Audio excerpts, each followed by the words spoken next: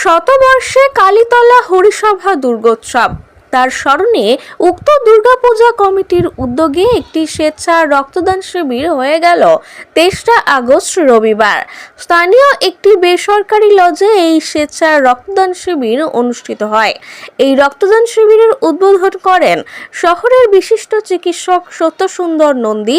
এদিনের রক্তদান শিবিরে 9 নম্বর ওয়ার্ড কাউন্সিলর ভ্রমর চৌধুরী এবং 12 নম্বর ওয়ার্ড কাউন্সিলর তাপস ব্যানার্জি উপস্থিত থেকে রক্তদাতাদের উৎসাহিত করেন।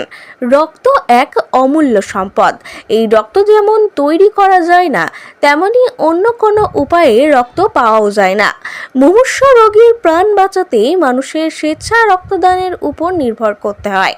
সেই মানবিক ভাবনা নিয়ে এদিন স্বেচ্ছা রক্তদান শিবিরে 37 জন পুরুষ এবং 16 জন মহিলা সহ মোট 53 জন স্বেচ্ছায় রক্তদান করেন।